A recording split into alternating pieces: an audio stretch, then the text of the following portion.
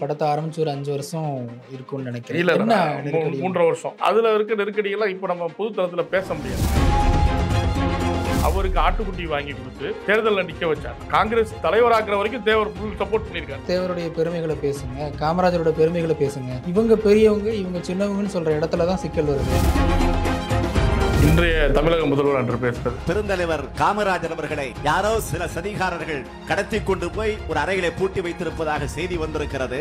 நான் பேச தொடங்கி பேசி முடிப்பதற்கு முன்பு பெருந்தலைவர் காமராஜர் அவர்கள் எனக்கு முன்னால் வந்து நிறுத்தப்பட வேண்டும். அதாவது அவர் சொல்லும் போதே எங்கேயுமே காமராஜர் குறைச்சு சொல்ல முதல்வர். ஐயா ராணுவத்திலிருந்து வந்தாருன்னு சீமான் சொல்லும்போது அவங்க வரலைன்றதுக்கு நம்மளுக்கு ஆர்டி ஆக்ட்லேயே போட்டு எடுத்து வச்சு காமிக்கிறாங்க. இல்ல, அவர் ராணுவத்தில் இருந்தாரு தானே சார் சொல்றாங்க. 7 வருஷமா இருந்திருக்காரு. புத்திசாலித்தனமா ராணுவத்திலிருந்து வந்தாருன்னு சொல்லும்போது அதுக்கான எவிடன்ஸை சொல்லிடலாம்ல சீமான். அப்ப நீ மேற்கொண்டு இழுத்து விடுற வேலை தான் பாக்குற. ஆனா இசைக்கு ராஜா தேவரே ஒரு இடத்துல பேசும்போது தம்பி சௌத்ரி வந்து படம் எடுக்கிற வேலையை மட்டும் பார்க்கணும். அண்ணா அவர் பொதுவான விஷயங்கள்ல நீ இதெல்லாம் பேசக்கூடாது. அவருக்கு சொல்றதுக்கு உரிமை இருக்கு. அவர் அண்ணன் அதை பத்தி சொல்றேன். ஆனால் நான் பட்ட வேதனை, நான் பட்ட வழியை தான் நான் பல இடங்கள்ல பேசுறேன். வேலு நாச்சியார் கட் அவுட்டை விஜய் ஏற்றுனதுக்கு காரணமே நான் தான். வேலு நாச்சியார் பாண்டியரோ பொது சமூகம் ஏற்றுக்கிட்ட ஒரு தலைவராக இருக்கிறாங்க. நீங்க அவங்களை சாதிய வட்டத்துக்குள்ள வீலி வந்து கற்பனை கதாபாத்திரம் நிறைய பேர் சொல்றாங்க. ரிசர்ச் எல்லாம் நம்ம போல பதில சொல்றோம். முதல் தற்கொலை படை இதெல்லாம் சொல்றாங்க, செய்திகள் சொல்றாங்க, கதைகள் எழுதப்பட்டிருக்கு. அப்படின்னு அந்த கதைகள் சொல்றப்போ தான் அவங்க எதிர்த்தரப்பு வந்து முதல் சுதந்திர போட்டு இந்தியாவில் ஏற்கனவே ஜான்சி ராணின்னு சொல்றதே பொய். படையில வேலை பார்த்தவங்க சொல்றவங்களுக்கு இவங்க பேரரசு போடும் போது அப்ப அது போக வருமா வராது. வைகோ அவர்கள் வேலுநாச்சியார் குறித்து மேடை நாடகங்கள் போட்டிருக்கிறாங்க. பல இடங்கள்ல ஜான்சி ராணி கிடையாது, வேலுநாச்சியார் தான் அவர் பதிவு பண்ணியிருக்காரு.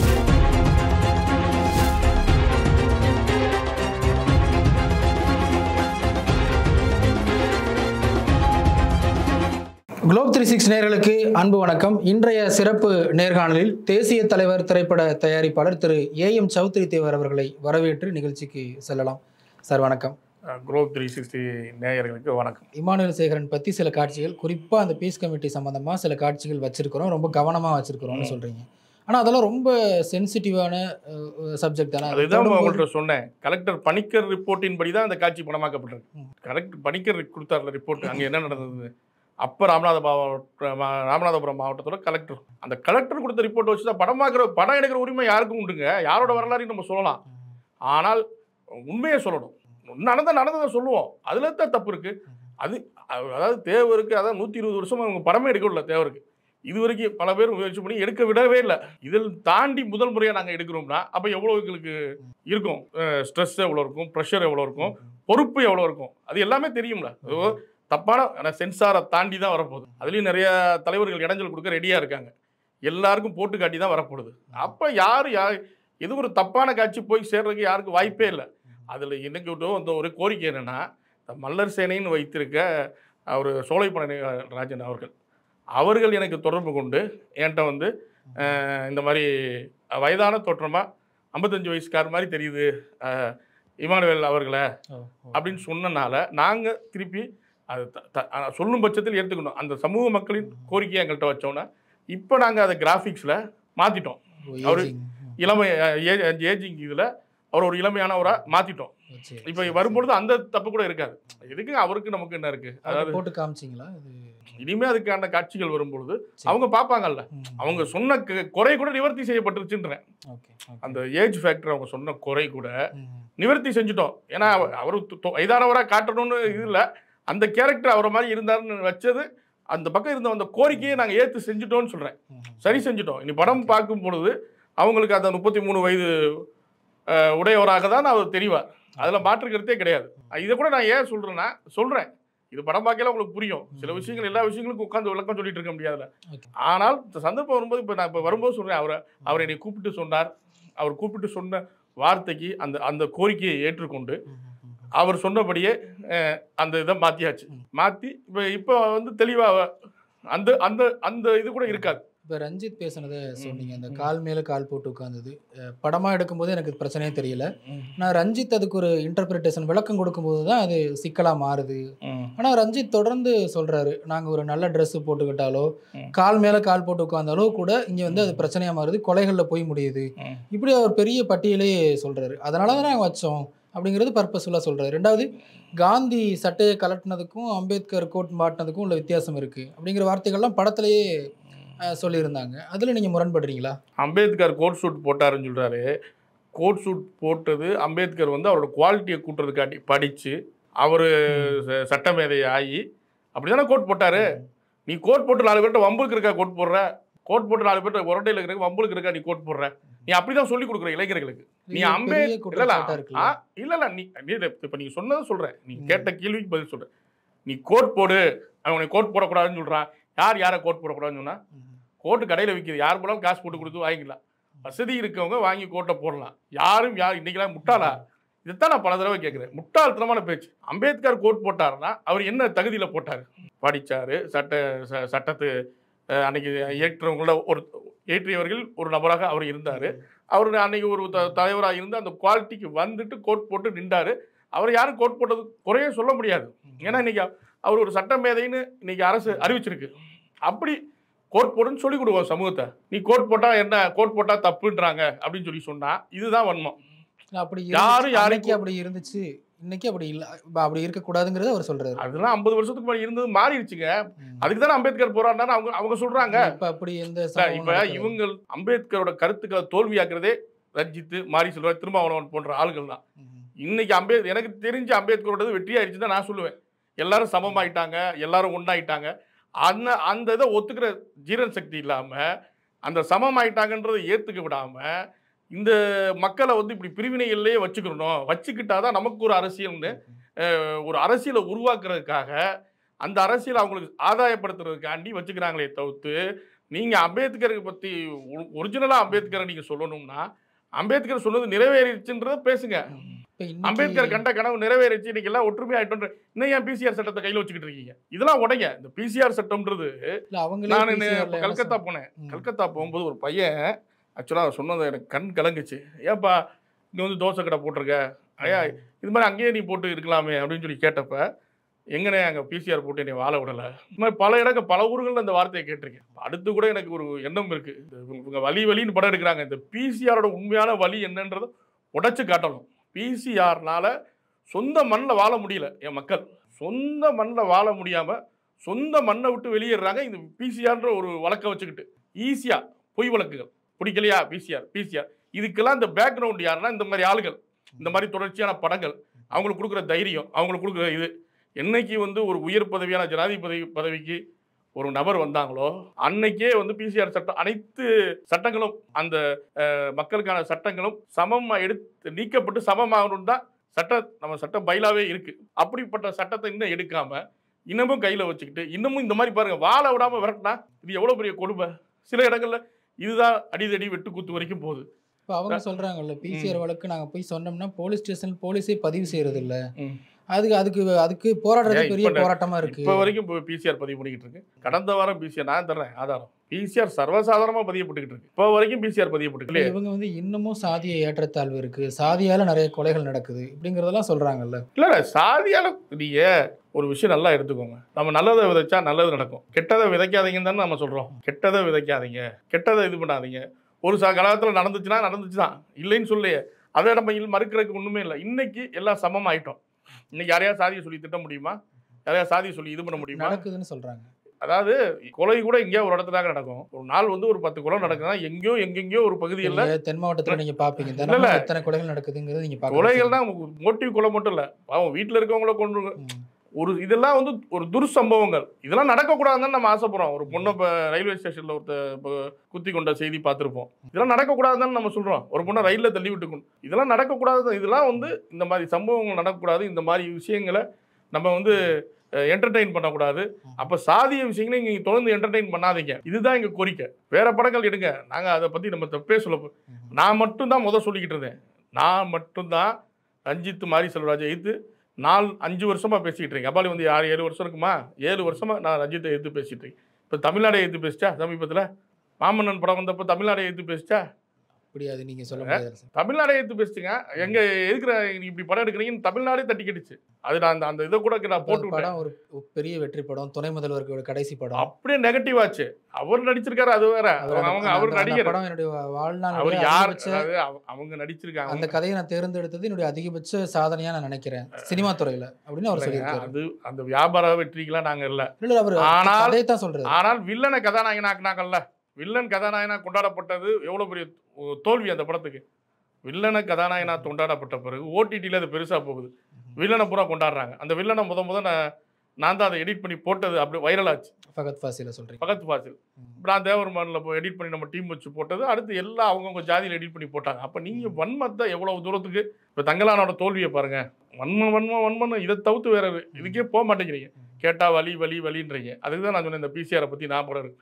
நீங்கள் எவ்வளோ வலி கொடுக்குறீங்க, நீங்கள் எவ்வளோ எங்களுக்கு ப்ரெஷர் கொடுக்குறீங்க, எவ்வளோ எங்களுக்கு இது பண்ணுறீங்கன்றீங்களுக்கு தான் தெரியும். இதெல்லாம் என்ன ப்ரெஷர் சார்? நீங்கள் அதை திருப்பி சொல்கிறதுனால கேட்குறேன். கிட்டத்தட்ட நீங்கள் படத்தை ஆரம்பிச்சு ஒரு 5 வருஷம் இருக்கும்னு நினைக்கிறேன். இல்லை, 3.5 வருஷம். 3.5 வருஷம். ஓகே, என்ன நெருக்கடி உங்களுக்கு? படம் அதில் இருக்க நெருக்கடியெல்லாம் இப்போ நம்ம பொதுத்தளத்தில் பேச முடியாது. சில விஷயங்கள் நான் பேசிடுவேன், ஆனால் பேசக்கூடாது. அது வேற. ஆனால் வரலாறு ரீதியாக தலைவர்களை நான் தப்பாக பேசணுன்னு கிளப்பி விட்றாங்க பார்த்தீங்களா, அது போய். ஆனால் இசக்கி ராஜா தேவரே ஒரு இடத்துல பேசும்போது, தம்பி சௌத்ரி வந்து படம் எடுக்கிற வேலையை மட்டும் பார்க்கணும், சமுதாய பிரச்சனைகளை தலையிடக்கூடாது. இசக்கி ராஜா இல்லை, அவர் திருமாறண்ணன். சரி திருமாறண்ணன் பேசினாரு. அவருக்கு தெரிஞ்ச விஷயங்களை அவர் சொல்றாரு. அவரு நீ பொதுத்தள அரசியலுக்கு போயிட்டாரு, பொது நீரோட்ட அரசியலுக்கு போயிட்டாரு. அவர்கிட்ட சில பேர் கூப்பிட்டு சொல்லும் பொழுது அவரு என்னை தம்பியா அவர் பொது நீரோட்ட அரசியல் அவர் சொல்றாரு. இன்னும் நான் படுற இதெல்லாம் வந்து அண்ணன்ட்ட சொல்லலை. பொது நீரோட்ட அரசியல்ல பேசுறாரு. நான் எனக்கு வர்ற சார்ந்த விஷயங்கள் தான். இப்போ நீங்க என்னை பத்தி என்னை வச்சுக்கிட்ட வைக்கிற கேள்விகளுக்கு தான் நான் பதில் சொல்றேன். இப்போ ரஞ்சித் வாரிசோட நான் தொடர்ந்து எதிர்த்து பேசுறேன்னா, இது சினிமாவில் வந்த பாதை, இது அண்ணனுக்கு தெரியாதுல்ல. அண்ணன் அவர் பொதுவான விஷயங்கள்ல நீ இதெல்லாம் பேசக்கூடாது, அவருக்கு சொல்றதுக்கு உரிமை இருக்கு அவர் அண்ணன், அதை பத்தி சொல்றேன். ஆனால் நான் பட்ட வேதனை, நான் பட்ட வலியை தான் நான் பல இடங்கள்ல பேசுறேன். இதுதான் சொல்றேன்ல, வலியும் வேதனையும் அனைவருக்கும் ஒன்று தான். நான் ஒரு இதில் கூட வலின்றீங்கன்னா, இப்போ எங்க இதில் எடுத்துக்கிட்டோம்னா, வேலுநாச்சியார் கடைசியில் வெள்ளைக்காரனை இது பண்ணவங்க, கடைசியில் அவங்க பாவம், அவங்க எத்தனை நாள் தப்பி ஓடி, எத்தனை நாள் அவங்க படாத வழியா மருதுபாண்டியர்கள் தூக்குல போட்டு தலையை வெட்டி கொண்டாங்க. அவங்க அடையாது, அவங்க சந்ததிகள் 500 பேரை அந்த இடத்துல கொலை செய்தார்கள், நாடு கடத்தினார்கள். அவங்க படாத வழியா பூலித்தேவன் அந்த இதுலேருந்தே மறைய வச்சாங்க. அதாவது வலி வேதனை எல்லாருக்கும், யாருக்கு தான் இல்லை, எல்லா சமூகத்து மக்களுக்கும். வேலுநாச்சியாரோ பூலித்தேவனோ ஒரு பொது சமூகம் ஏற்றுக்கிட்ட ஒரு தலைவராக இருக்கிறாங்க. நீங்கள் அவங்களை ஒரு சாதிய வட்டத்துக்குள்ள வேலுநாச்சியார் விஷயத்த சொல்கிறதுனால நான் சொல்கிறேன். வேலுநாச்சியார் கட் அவுட்டை விஜய் ஏற்றுனதுக்கு காரணமே நான் தான். தொடர்ந்து தேவர் இதை பயன்படுத்தல, தேவர் கட் அவுட் வைக்கலன்னு சொல்லி நான், ஏன்னா ஐகான் லீடர், நீ ஐகான் லீடர், உனக்கு கொள்கை லீடர், நீ புது அரசியலுக்கு வர அனைவருக்கும் ரசிகர்கள் உனக்கு இருக்காங்கன்றனால தேவரை நான் பண்ணிக்கிட்டே இருந்தேன். அப்போ அவங்க முன்னாடியார்கிட்ட சொன்ன வார்த்தை என்னென்னா, ஆனால் அவர் வச்சா அவங்க சார்ந்தவங்க ஒரு சாதிய தலைவர்னு சொல்லி சொல்லுவாங்கன்னா, நான் அதுதான் சொன்னேன், இதைத்தான் நான் உடைக்க இது பண்ணுறேன்.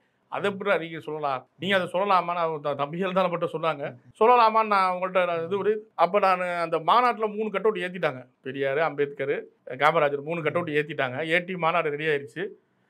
நான் தொடர்ந்து ஒரு 7-8 சேனல்களில், ஆதான் பேசு தமிழா பேசு போன்ற சேனல்களில் பூரா வரிசையாக பேட்டி கொடுத்துட்டே இருக்கேன். பேட்டி கொடுக்கவுமே அந்த கொள்கை தலைவர்னு சொல்லி அப்போ அவசரத்தில் ஏற்றுனாங்க. அது அப்பட்டமாக எல்லாருக்குமே தெரியும், தமிழ்நாட்டுக்கே தெரியும். அப்பட்டமாக சமாளிக்கிறக்காண்டி வேலுநாச்சியாரை ஏற்றி அந்த பக்கம் ஆச்சரியம் அவங்க 2 பேர்த்தையும் ஏற்றுனாங்க.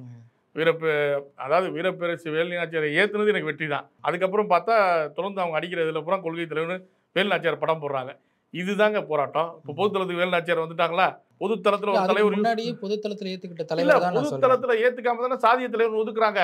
பொதுத்தளத்தில் ஏற்றுக்கலையே, ஏற்றுக்கிட்டு இருந்தால் தான் நாங்கள் பேச்சு. இப்போ விஜய் போட்ட பிறகு நாங்கள் பேச மாட்டோமே. வேலுநாச்சியார் படத்தை போட்ட பிறகு எங்களுக்கு என்ன இருக்கு? எங்களுக்கு மிக்க மகிழ்ச்சி. எங்கள் தலைவர்கள்லாம் தேசத்துக்காண்டி போராடினவங்க, யாருமே சாதிக்காண்டி போராடிய தலைவர்களே இல்லை. தேசத்தின் விடுதலைக்காக போராடியவர்கள். முதல் சுதந்திர போராட்ட பெண் அரசி வந்து வேலுநாச்சியார் தான். முதல் சுதந்திர போராட்ட வீரர் வந்து பூலித்தேவர் தான். இப்படிப்பட்ட ஒரு போராட்ட வீரர்களை நீங்க ஏன் வந்து சாதியா பாக்குறீங்க? பார்க்க கூடாது. குயிலியை வந்து அது ஒரு போஸ்டர் நீங்களே உங்க ஃபேஸ்புக்ல பகிர்ந்திருந்தீங்க. குயிலியை தான் முதல் சுதந்திர போராட்ட வீராங்கனைன்னு சொல்லி சொல்றாங்க, அது தவறுன்னு சொல்லியிருந்தீங்க. அவங்க பெருமைக்கு சொல்றாங்க. குயிலி வந்து ராணி பேரரசி கிட்ட அவங்க படையில இருந்தவங்க. இருந்தவங்களா சொல்றாங்க. அந்த கதாபாத்திரமா அவங்க இருந்ததா சொல்றாங்க. அப்படி வேலை பார்த்தவங்க சுதந்திர போராட்ட பேரரசின் எப்படி போடலாம்? இவங்களுக்கு ஒரு பேர் இருக்கும்போது அந்த பேரை நீங்க ஏங்க யாரையாச்சும் ஒருத்தர் தூக்கிட்டு வந்து டிஸ்டர்ப் பண்ணி தானே நீங்க அந்த தலைவர் ஒரு கற்பனை கதாபாத்திரம் நிறைய பேர் சொல்றாங்க. அதுக்கான ரிசர்ச் நம்ம அந்த படம் இன்னும் பண்ணல. அதுக்கான ரிசர்ச் எல்லாம் நம்ம போல பொதுவான இதுல இப்ப நீங்க கேட்கறதுனால இந்த பதில சொல்றேன். முதல் தற்கொலை படை இப்படிலாம் சொல்றாங்க, செய்திகள் சொல்றாங்க. கதைகள் எழுதப்பட்டிருக்கு, அப்படி புத்தகங்கள்ல எழுதப்பட்டிருக்கு. இந்த கதைகள் சொல்ற போது அவன் எதிர்த்தரப்பு வந்து அது அந்த தலைவியை வந்து நமக்கு எதுவுமே குயிலியை பத்தி நான் எங்கேயுமே பேசல. இவங்க இந்த மாதிரி போட்ட போது எங்களோட அடையாளம், எங்களோட அங்கீகாரம் பாருங்க. இப்ப இருக்க நிகழ்காலத்துல சூப்பர் ஸ்டார்ன்றது இன்னொரு தூக்கி போட்டா எவ்வளவு சண்டை போடுறாங்க. இது வந்து வரலாற்று தலைவர்கள், வரலாற்று தலைவர்களோட அவங்க அடையாளத்தை தூக்கி இன்னொருத்தர் போடும் பொழுது இது எவ்வளவு பெரிய ஒரு அயோக்கியத்தனம். நீங்க ஏதாவது வச்சுக்கோங்க, பெரிய ஒரு பட்டத்தை கூட வைக்க, புதுசா ஒரு இதை குயிலிக்கு போடுங்க, நம்ம கேட்க போறது இல்லையே. குயிலிக்கு ஏதாவது வேற முதல் சுதந்திர போட்டு இந்தியாவில் ஏற்கனவே ஜான்சி ராணின்னு சொல்றதே பொய். வேலுநாச்சியார் தான் முதல், அதே பித்தலாட்டமா இருக்கு. அவங்களும் சுதந்திர போராட்டம், ஆனா முதல் சுதந்திர போராட்ட பேரரசி வேலுநாச்சியார் தான். அப்போ வந்து இந்த படையில வேலை பார்த்தவங்கன்னு சொல்றவங்களுக்கு பேரரசின்னு போடும்போது அப்போ அது கோவம் வருமா வராதா? இது நியாயமான கோவம் தானே. எனக்கு இப்போ இதில் என்ன சந்தேகம் வருதுன்னா, வைகோ அவர்கள் நல்ல நினைவு இருக்கு எனக்கு 2010 அதுக்கு முந்தைய காலகட்டங்கள்லேயே வேலுநாச்சியார் குறித்து தமிழ்நாடு முழுக்க இந்தியாவில் சில பண்ற மாநிலம் கூட நடத்திருக்காங்கன்னு நினைக்கிறேன். வேலுநாச்சியார் குறித்து மேடை நாடகங்கள் போட்டிருக்கிறாங்க. பல இடங்கள்ல ஜான்சி ராணி கிடையாது, வேலுநாச்சியார் தான் அவர் பதிவு பண்ணியிருக்காரு. எல்லா தலைவர்களும் நீங்க சொல்ற மாதிரி அந்த 2000 குறிப்பிட்ட காலத்துல தேவரை பத்தி பேசினாங்க, வேலுநாச்சியாரை பத்தி பேசினாங்க. இந்த திருமாவளவன் போன்ற அரசியல்வாதிகள் உள்ள வந்து அவங்க கூட்டணிகள்ல போய் இல்ல அவரும் அதே கூட்டங்களை கலந்துருக்காரு. வைகோ நடத்துற கூட்டங்கள்ல கலந்துட்டு இருக்கிறாரு. இவங்கெல்லாம் வந்த பிறகு இவங்க வந்து இந்த தேவருக்கு எதிரான ஒரு புத்தகம், அந்த முதுகுலத்தூர் கலவரன்ற அந்த புத்தகத்தை வச்சுக்கிட்டே இவங்க பரப்புற விஷயங்கள் பலர் வந்து இது பிரச்சனைக்குரியதாகி இப்போ இந்த ரெண்டு சமூகத்தோட சண்டையை காமிச்சுதான் பல இடங்கள்ல தேவரை பேச விடுறதை நிப்பாட்டிட்டாங்க. இந்த ரெண்டு சமூகங்களுக்கு உண்டான அந்த பிரிவினையை பயன்படுத்தி பல இடம் இன்னைக்கு இருக்க அரசியல்வாதிகள் சீமான் கூட்டம் சொல்றது அதுதான். இந்த பகைமை பிரிக்கிற விஷயங்களை பொது மேடைகளில் பேசுனது, பாண்டியரை பத்தி பேசுனது, இதெல்லாம் தான் இந்த சமூகங்களை அதாவது ஒரு சமூகம் ரெண்டு சமூகம் சண்டை போடுன்னு தெரிஞ்சா ஒரு தலைவன் வந்து அது பேசக்கூடாது. அதுதான் தன்மை, தலைவனோட தன்மை. ஒரு ரெண்டு சமூகம் ஏற்கனவே போராடி சண்டை போட்டுக்கிட்டு இருக்கு, நீ ஏன் ஏறி அந்த மேடையில் பேசி ஒரு சமூகத்துக்கு ஆதரவாக பேசி விட்டு போகிறது தான் பிரச்சனையே. இதுக்கு தான் இந்த வட்டம் பசும்பொன் வரைக்கும் சீமானுக்கு எதிர்ப்பு தெரிவித்த காரணமே அதுதான். இது பேசக்கூடாதுல்ல, பேசக்கூடாதுன்னு தான் சொல்கிறோம். ஆனால் சீமான் அவர்கள் தொடர்ந்து எந்த மேடையில் பேசினாலும் எங்கள் ஐயா முத்துராமலிங்க தேவர் நான் தான் தமிழ் குடிகள்கிட்ட கொண்டு போகிறேங்கிறதெல்லாம் அவர் பெருமையாக தான் பேசுகிறாரு. அவர் எப்படிங்க தமிழ் குடிகள்கிட்ட தேவரை கொண்டு போனார்? எல்லா மாற்று சாதி தேவர் யார்? தேவர் எவ்வளோ பெரிய லெஜெண்டரி தலைவர்.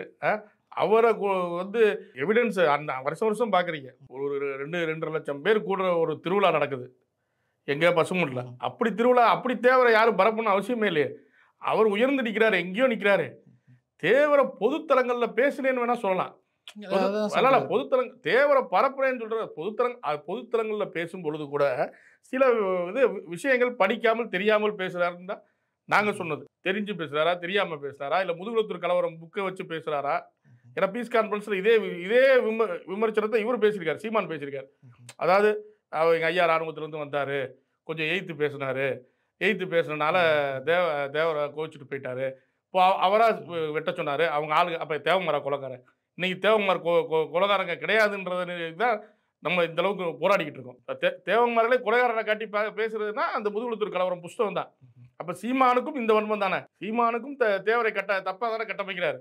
இல்லை, அந்த புத்தகத்தை எழுதின தினகரனும் ஒரு முக்குளத்தூர் சமுதாயத்தை சேர்ந்தவர் தான். இல்லை அதுதாங்க, அதாவது துரோகின்னு எதுக்கு பேர் வைக்கிறோம்? ஒருத்தர் ஏன் துரோகி? எதிரி வேற, துரோகி வேற. எதிரின்றது ஒரு மாற்று, நம் பின்னாடி இருந்து நம்ம முதுகுல குத்துறதுக்கு பேர் தான் துரோகி.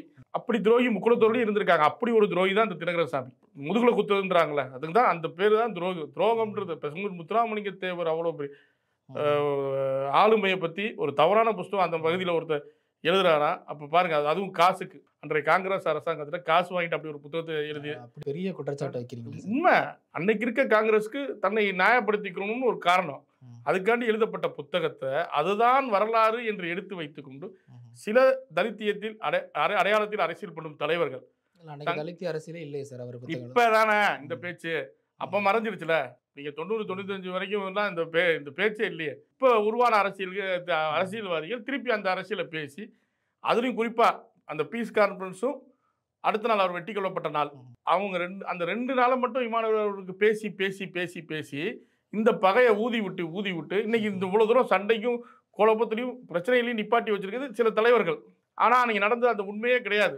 அதுக்கு தான் நான் முதல்ல சொன்னேன், அவ்வளவு ஜாக்கிரதையா அந்த காட்சிப்படுத்திருக்கோம்னு சொன்னதுக்கு காரணமே மக்கள் புரிஞ்சுக்கணும். இது 2 பேருக்கான சண்டையே கிடையாது, 2 பேருக்கான இதே கிடையாது. வாக்குவாதத்தில் ஒருத்தருக்கு ஒருத்தர் வேணா இந்த மாதிரி அரசியல்வாதிகள் தூண்டுதல் பேரில் பேசிக்கலாமே தவிர்த்து உண்மையில் அன்றைக்கி நடந்தது அந்த சம்பவமே கிடையாது. இதைத்தான் நம்ம எடுத்து சொல்லியிருக்கோம். அதே போல் அம்பேத்கரை எல்லா கட்சிகளுமே பயன்படுத்துகிறாங்க. முத்துராமலிங்க தேவரை திமுக ஏன் பயன்படுத்தலை, அதிமுக ஏன் பயன்படுத்தலை அப்படிங்கிற கேள்வியை நீங்கள் ஏன் வைக்க மாட்டேங்கிறீங்க? அதாவது அவங்க பெரியார் தான் கிடையாது. நீங்கள் பார்த்துக்கோங்க, திமுக அன்னைக்கு அம்பேத்கரை அம்பேத்கருக்கான அப்படி நீங்கள் சிறுபான்மை இல்ல இருங்க, இப்ப சொல்லிடுறேன். சிறுபான்மை மக்களும் தலித் மக்கள் அப்படின்னு சொல்லி அவங்க திமுகவோட எப்பயுமே அவங்களோட ஆதரவு அவங்கள சார்ந்துதான் இருக்கும். அது எவ்வளவு ஓட் பேங்க் வந்துருப்போம் இருங்க. இல்ல ஓட் பேங்க்ல அப்பா ஒருத்தர் எப்படி ஜெயலலிதா தேவமார் கட்சின்னீங்க, ஒரு ஜெயலலிதாவை எப்படி தேவமார் கட்சின்னீங்க, அங்க சசிகலான்ற அந்த டயத்துல ஒரு ஆளுமை இருக்க போய் தேவமார் கட்சின்னு பேராச்சுல.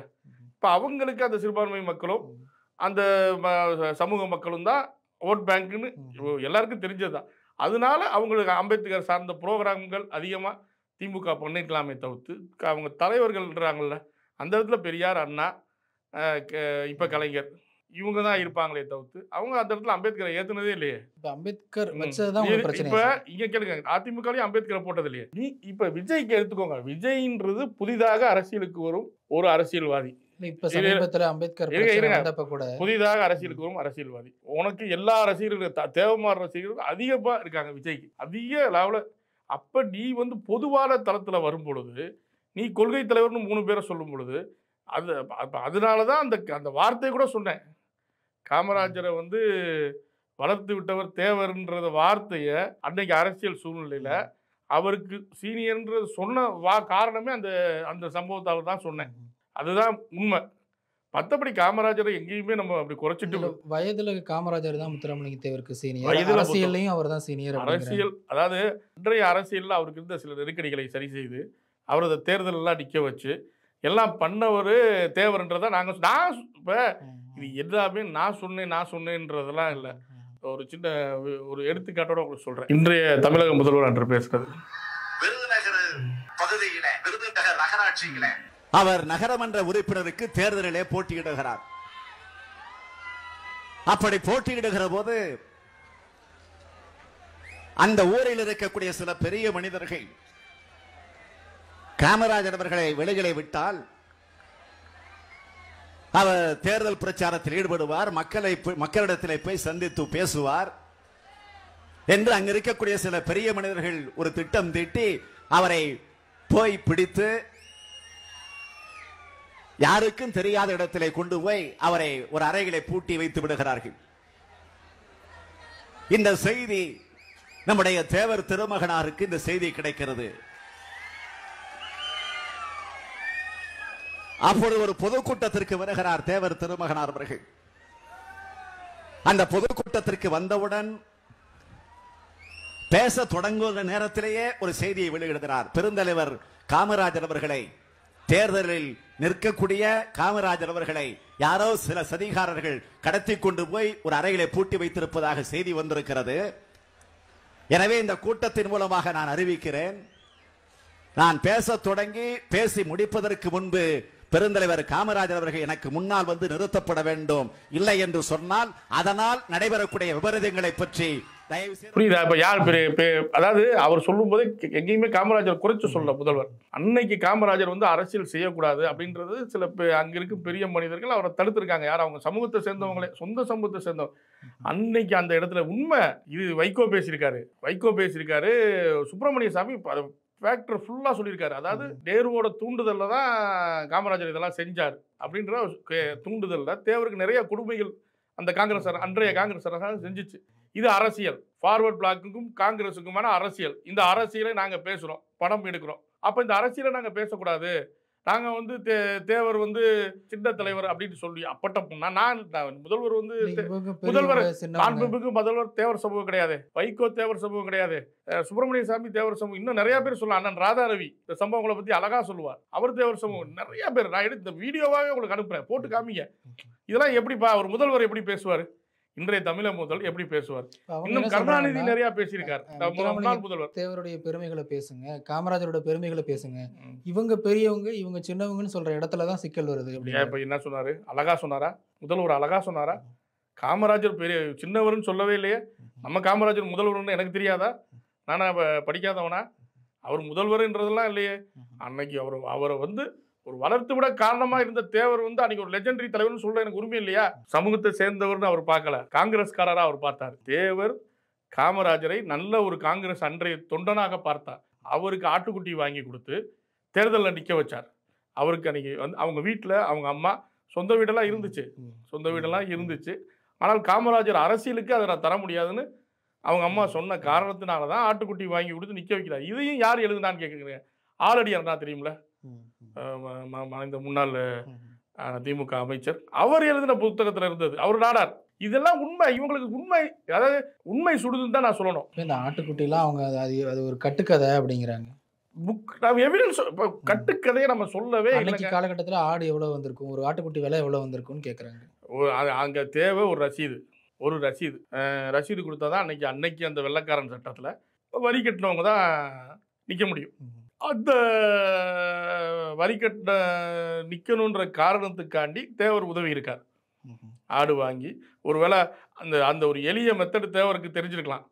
ஒரு ஆட்டை வாங்கி வரியை கட்டி அவர் நிற்க வைக்கணுன்ற அவர் அரசியல் ஞானம் படைத்தவர்.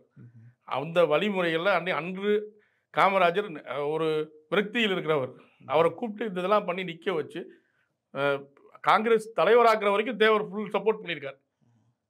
அப்போ தேவரை, அதாவது முட்டாள்கள் பேசுறாங்கன்னு, காங்கிரஸ் தலைவராகவே காமராஜர் தேவர் தான் கொண்டு வந்தாருங்கிற இடத்துல தான் அவங்க முரண்படுறாங்க. எல்லாமே எவிடன்ஸ். இப்ப நம்ம தேவரை காமராஜர் தான் காங்கிரஸ்க்கு கூப்பிட்டு வந்தாரு, காங்கிரஸ் தலைவர் ஆயிட்டாரு, அதுல மாற்றுக்கிறதே இல்லை. அதுக்கு முழுமையா அதை நம்ம வரலாறா சொல்ல தானே போறோம். ஒருத்தவங்க படம் எடுக்கல நம்ம டிஸ்டர்ப் பண்ணக்கூடாது, படத்தை பார்க்கணும், சென்சாருக்கு போன பார்க்கணும். கேள்விகள் இப்ப இப்படி இந்த மாதிரியான காட்சிகள் தான் சர்ச்சையாகுது அப்படிங்கிறாங்க. எவிடன்ஸோட சொல்ல போறோம், இப்ப எவிடன்ஸோட தான் சொல்ல போறோம். இப்ப இதையே சில பேர் வந்து அவங்க சாதி தலைவராக எடுத்துட்டு வந்து பார்த்து பேசுறாங்க. நான் ஏற்கனவே தினகரன் எழுதின புத்தகத்தை நீங்க எவிடன்ஸா எடுத்துப்பீங்களா மாட்டீங்கல்ல? இல்ல, தினகரசாமின்ற புத்தகம் வந்து பொய்யான புத்தகம், அதை வந்து உடைக்கணும்னு தானே நம்மளோட இது. இப்ப அதே மாதிரி அவங்களும் சொல்லுவாங்க, உண்மை வரல, அவங்களும் மாத்தி சொல்லுவாங்களா, அதுல உண்மை இல்லைன்னு சொல்லுவாங்க. அதாவது இப்ப இது பூராமே எவிடன்சியல்ன்றோம்ல, நாங்க காட்சிப்படுத்திருக்கோம்ல எவிடன்சியல்ன்றோம்ல, அது முழுக்க 100% எவிடன்சியலா நவமணி அண்ணன் பொய் சொல்றாருன்ற. நவமணி அண்ணன் எதுவும் ஆதாரம் இல்லாம பேச மாட்டார். ஆதாரம் இல்லாத விஷயங்களை இதுவரைக்கும் நவமணி அண்ணன் பேசுனதே கிடையாது.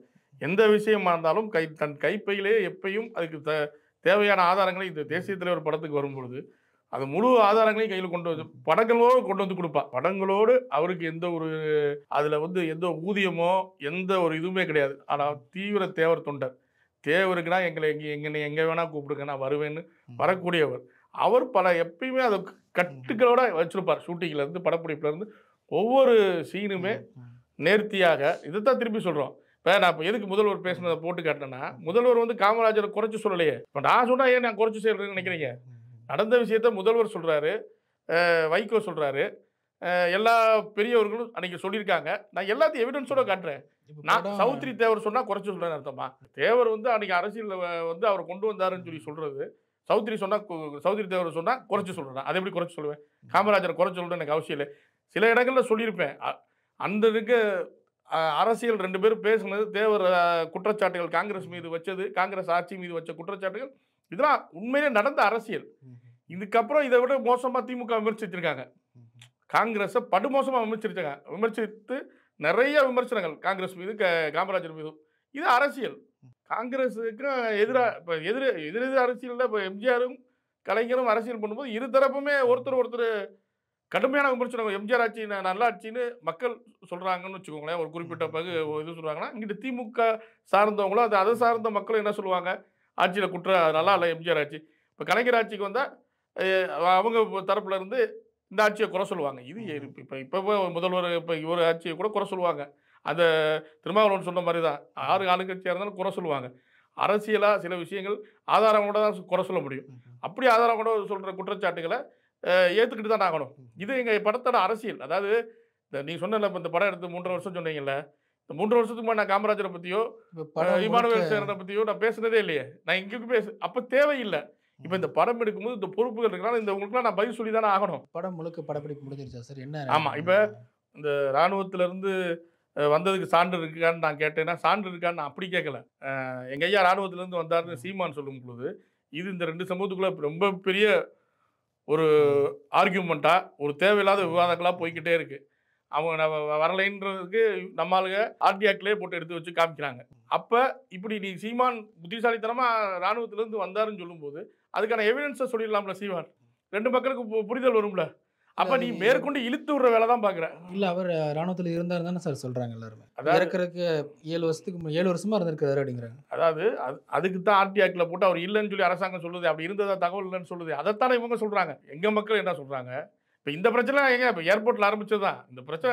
நீங்கள் ஒன்று சொல்கிறீங்க, நீங்கள் ஒன்று சொல்கிறீங்க, நீங்கள் ஒரு எதிர்வினை ஆற்றுறீங்க, நீங்கள் ஒரு எதிர்வினை. இதை நம்ம ஏற்றுக்கணும்ல. அதே போல் இப்போ படப்பிடிப்பு இன்னும் எத்தனை நாள் போகும் சார்? அது என்ன மாதிரி பணிகள்? இல்லை, படப்பிடிப்புலாம் மோஸ்ட்லி முடிஞ்சிச்சு. இப்போ கூட கல்கத்தாவில் போய் ஒரு வாண்டேஜ் சீட்ஸில் ஷூட் பண்ணிட்டு வந்தோம். நேற்று நைட்டு தான் வந்து உங்கள்கிட்ட சொல்லலை. அதனால் அங்கே பார்ட்டி ஆஃபீஸில் கூப்பிட்டு நம்ம நடிகர் தேவரா நடிக்கும் பஷீர் சாருக்கு வந்து மாலைகள் போட்டு மரியாதை செஞ்சாங்க. தேவரா நடிக்கிறதுனால அந்த பகுதி மக்கள்லாம் வந்து தேவரா நடிக்கிறான்னு அவர் தேவர் இடத்துல இருந்தனால எல்லாம் வந்து ஃபோட்டோ எடுத்துக்கிட்டு ரொம்ப மகிழ்ச்சியாக இது பண்ணாங்க. தேவர் படம் எப்போ வரும்ன்ற ஆர்வத்தில் இருக்காங்க. வர்ற தேவர் ஒரு பூஜைக்கு நிச்சயமா இல்லை, அதுக்கு முன்னாடியே நம்ம ரெடி பண்ணிடுவோம். அது அவ்வளோ நாள் போகாது. முடிஞ்சிருச்சுங்க. சில எங்களுக்கு உள்ள இடைஞ்சல்கள், சில சங்கடங்கள் சிலர் கொடுத்துக்கிட்டே இருக்காங்க. இதில் 2-3 பேர் படம் போட்டிருக்காங்க. உங்களுக்கு தெரியும், ஒரு ஃபினான்ஷியலாக நம்ம இந்த படத்தை பஷீர் சாரை தேவரா நடிக்க சொல்லி இந்த வரலாறை தொடங்கினவன்னா சந்தர்ப்ப சூழ்நிலை நம்ம இந்த படத்தை வந்து தொடர்ச்சியாக பண்ண முடியாதனால பொருளாதார இதனால ஒரு 2-3 பேர் வந்து படம் போட்டவங்களாம் வெவ்வேறு காஸ்ட்டாக இருக்காங்க. ஆரம்பத்தில் எல்லாம் நல்ல நண்பர்கள். இந்த கேஸ்ட்ன்றது அப்போ யாருக்குமே கிடையாது. ஆனால் நாட்பட அவங்களுக்கு ஒவ்வொரு விஷயங்களை சொல்லிக் கொடுத்து அது எங்களுக்கு இடைஞ்சலாக மாறுச்சு. படத்தின் தன்மையும் ஓட்டத்தையுமே மாற்ற பார்த்தாங்க. நிறைய ஒரு அதெல்லாம் போராடி சண்டை போட்டு அதான் நான் சொன்னேன், ஸ்ட்ரகிள் பணம் போடுற விஷயத்துக்கெல்லாம் பண்ண முடியாது. இது வந்து வரலாறு. அதுக்கு நாங்கள் ஆளும் கிடையாது. அதுக்கு நாங்கள் எந்தையும் அடிப்படையும் மாட்டோம். அப்படி ஸ்ட்ரகிள் பண்ணி ஓரளவுக்கு நீங்கள் முடிச்சு வச்சுருக்கோம்.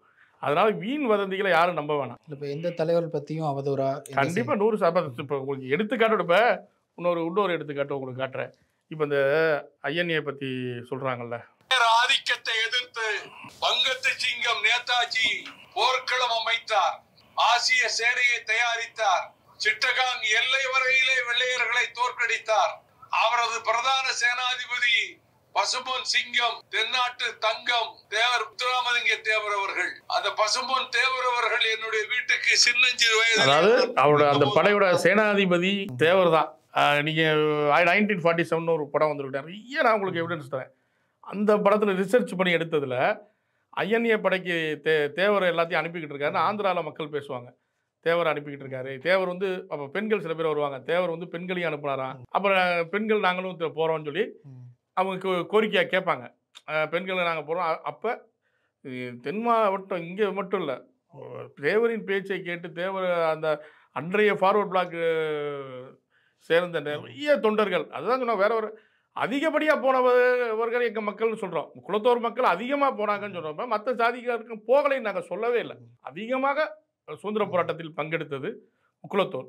அதுக்கு ஐஎன்ஏ படைக்கு கிட்டத்தட்ட ஒரு 50% படை திரட்டி கொடுத்தவர் தேவர். அதை தான் சேனாதிபதின்றார். இது வைகோ பேசுறார். இது மாதிரி நிறையா தேவரின் வரலாறும் புகழும் பேசிக்கொண்டே அப்படி பேசக்கூடாதுன்னு தான் இன்னைக்கு நிறைய பேருக்கு நிறைய கெடுக்கப்படி பண்றாங்க. ஐஎன்ஏ 3 வருஷம் தான் இருந்துச்சு.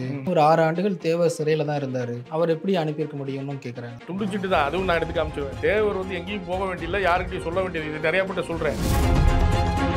நெல்சன் மண்டேலாக்கு ஈக்குவலாக ஒரு சிறையில் இருந்தவர், ஒரு தேசத்துக்காண்டி. அப்படிப்பட்ட தலைவரை வந்து நீங்கள் பேசுறீங்களே, அப்போ உங்களுக்கு எவ்வளோ வன்மம். தேவர் சமூகத்திலையும் தேவர் அவர்களை எதிர்த்த நிறைய தலைவர்கள் இருக்கிறாங்க. அதான் துரோகிகள்னு சொன்னாங்களே.